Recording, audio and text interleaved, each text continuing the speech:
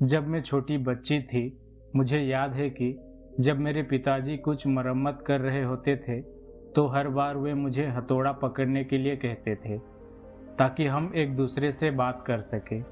मैंने अपने पिताजी को कभी शराब पीते या लड़कों के साथ रात को बाहर जाते नहीं देखा। वे काम के बाद बस अपने परिवार की देखभाल करते थे। मैं बड़ी हुई और कॉलेज के लिए घर छोड़ दिया, और तब से मेरे पिताजी हर रविवार की सुबह मुझे फ़ोन करते थे, चाहे कुछ भी हो। और जब कई साल बाद मैंने एक घर खरीदा, तो मेरे पिताजी 80 डिग्री की गर्मी में 3 दिनों तक खुद ही उसे रंग रहे थे।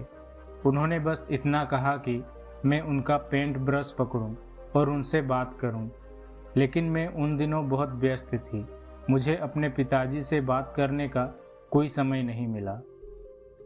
4 साल पहले मेरे पिताजी मुझसे मिलने आए थे। उन्होंने मेरी बेटी के लिए झूला सेट बनाने में कई घंटे बिताए। उन्होंने एक कप चाय लाने और उनसे बात करने के लिए कहा, लेकिन मुझे उस सप्ताह एक यात्रा की तैयारी करनी थी, इसीलिए मेरे पास उस दिन कोई लंबी बातचीत करने का समय नहीं था। एक रविवार की सुबह हम हमेशा की तरह फ़ोन पर बात कर रहे थे। मैंने देखा कि मेरे पिताजी कुछ बातें भूल गए थे, जिन पर हमने हाल ही में चर्चा की थी। मैं जल्दी में था, इसीलिए हमारी बातचीत छोटी थी। उस दिन कुछ घंटे बाद एक फ़ोन आया। मेरे पिताजी धमनी विस्फोट के कारण अस्पताल में थे।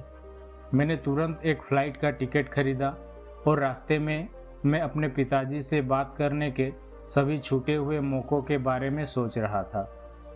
जब तक मैं अस्पताल पहुंचा, मेरे पिताजी का निधन हो चुका था। अब उनके पास मुझसे बात करने का समय नहीं था। मुझे एहसास हुआ कि मैं अपने पिताजी, उनके गहरे विचारों और सपनों के बारे में कितना कम जानता था।